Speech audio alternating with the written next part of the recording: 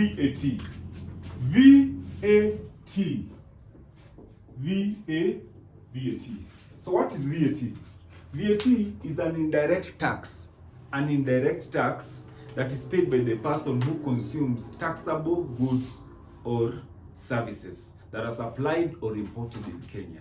So VAT is an indirect tax that is paid by the person who consumes taxable goods and services that are either supplied in Kenya or are imported in Kenya.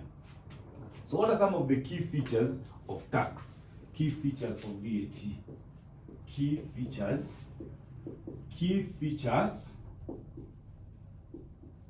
of VAT. So what are some of the key features of VAT? Feature number one, it is an indirect tax. Indirect tax.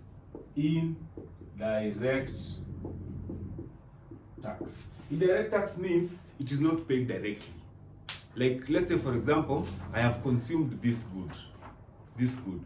Once I consume the good, there is some tax that is going to be paid. It is not me that is paying directly, so I am paying it indirectly. Feature number two, it is a multi-stage tax.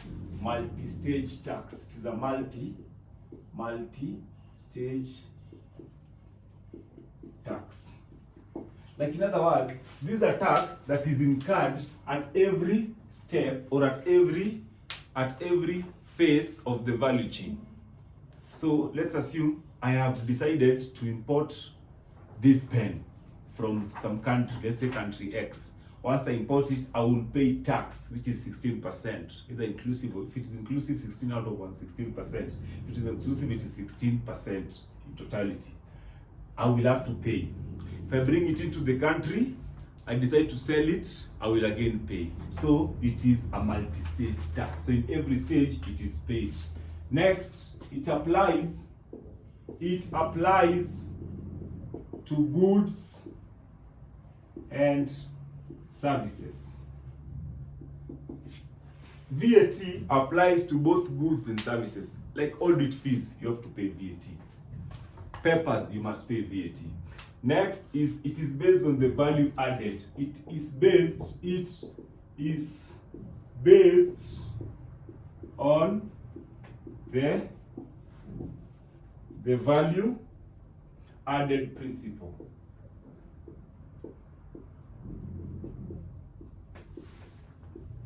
What are we saying, ladies and gentlemen? We are saying this tax is based on the value that has been added to the commodity. I have decided to import this ruler. Or let's assume I have decided to make this ruler. So as I bring it here, I have added a value on this ruler. The value can be time, the value can be venue. So as long as I have added it, I am going to add value on it. So that value is what now I'm going to charge VAT on that value as I sell it to you. So that is what we mean by it is based on the value added principle. So the principle is the value that has been added. And that's why it is called VAT. It is value added tax. So on the value that we have created on this good or service, that's when we do what? We incur VAT. And the last one, it is a businesses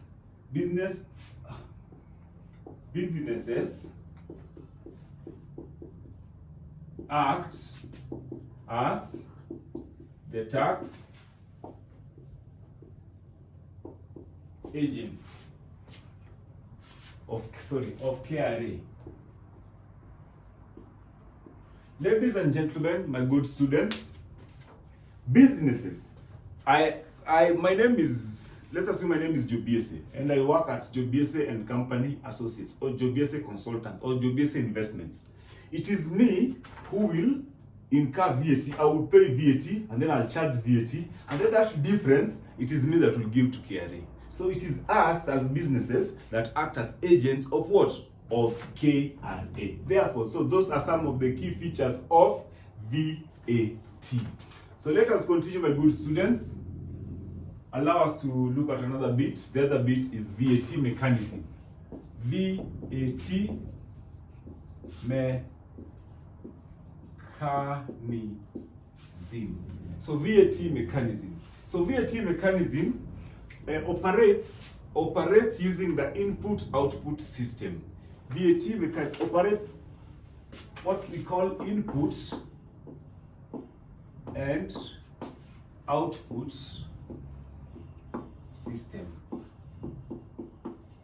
This is the mechanism of VAT. So what is input? Input basically is the VAT that is charged on purchases. Output is the VAT that is charged on sales. So what happens? So when I purchase, I will incur VAT. When I sell, the final consumer will incur, so I will charge VAT. So that is the mechanism of VAT. So therefore, we have something called payables, VAT payable, and then something called refundable.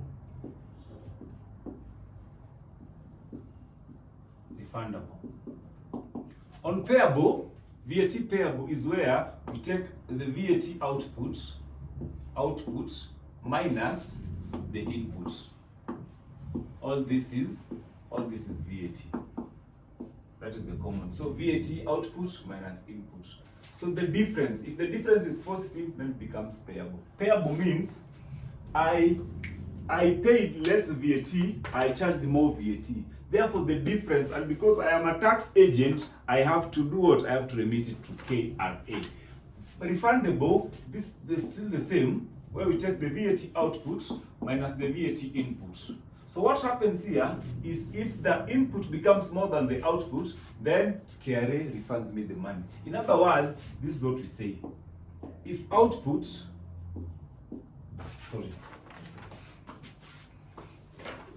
ladies and gentlemen, allow me to share with us this way, that VAT payable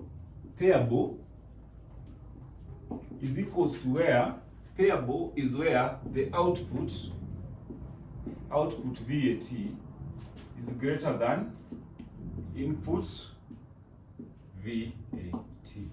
Whereas refundable,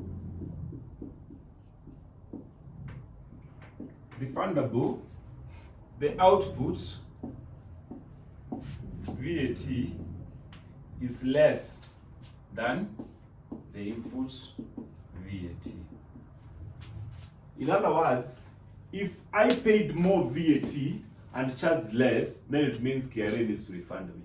But if I paid less and I charged more, then the difference I have to give it back to what?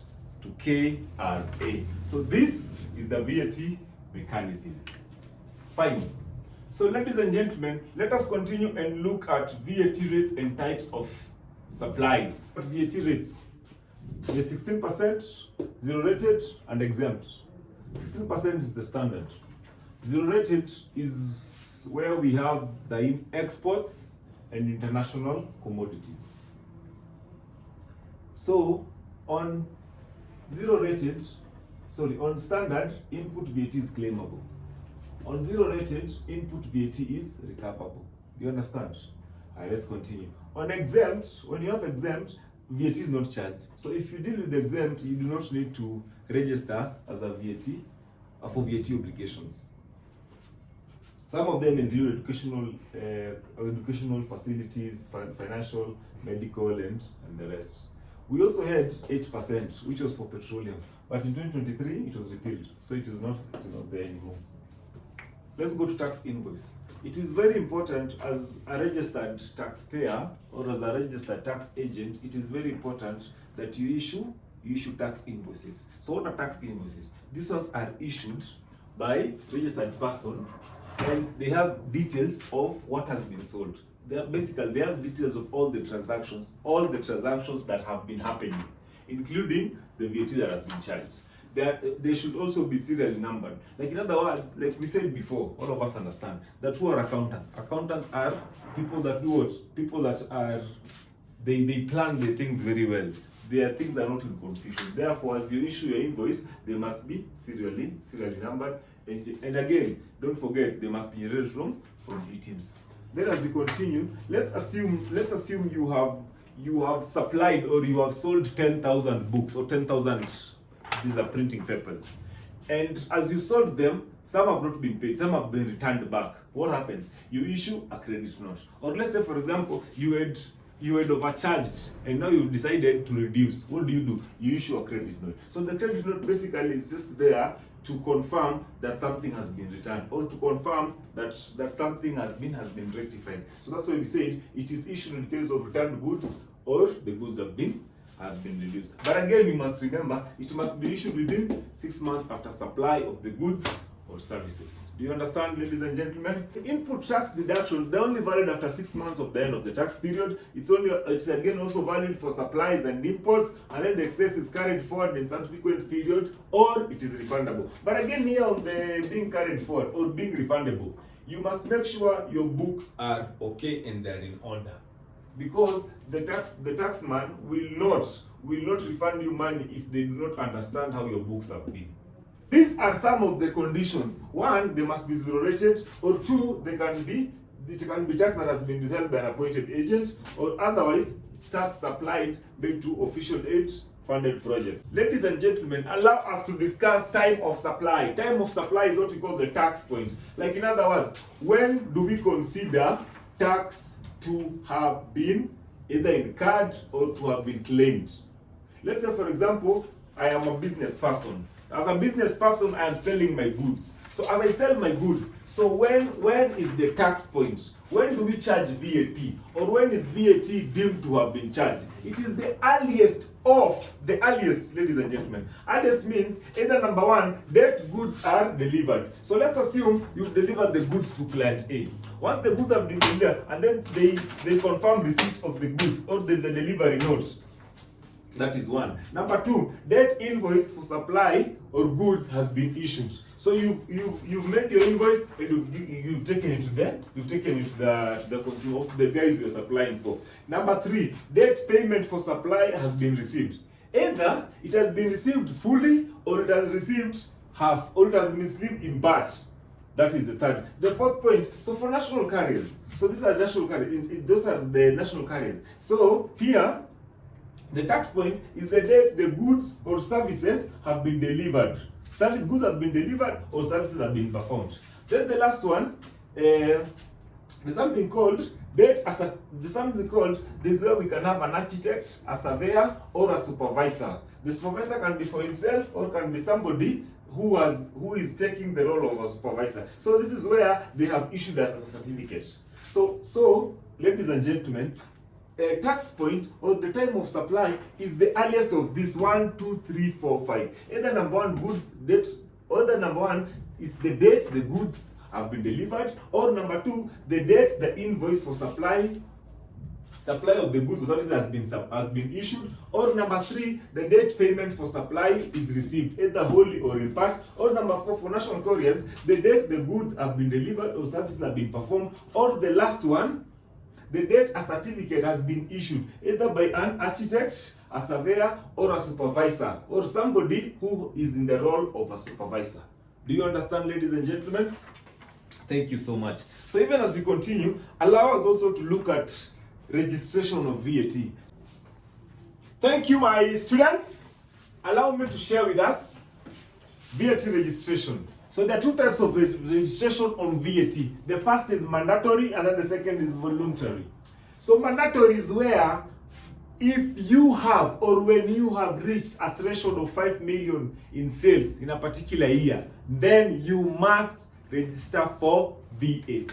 That is if you are dealing with vertible goods or services. The next one is voluntary. Voluntary is where you can do it. You can decide to talk to the taxman, to talk to the commissioner and register. This is where you are dealing with taxable goods or services. Let's go to the registration. So now a time has come where now after registration you feel you want to deregister. So there are actually 5 ways or 5 options or 5 scenarios where you need to deregister. So number one is where you in a particular period or your sales have gone to less than 5 million. So if they've gone to less than 5 million, then the commissioner allows you to do what? To deregister. The second bit is where you have ceased to have taxable goods. Like, in other words, you have decided to deal in exempt goods. So if you decide to go to deal in exempt goods, then you are allowed to deregister. The next one is the death of a sole proprietor. Let's assume the business is mine. I operate in my name, or I'm the only director, because now the registrar has allowed us to register a company as a sole director. Then I die, or the director dies. It can be a sole proprietor or director. What happens? Then you can deregister, or the executor can register. The fourth bit is about insolvency. Insolvency is where the company has gone under. Then the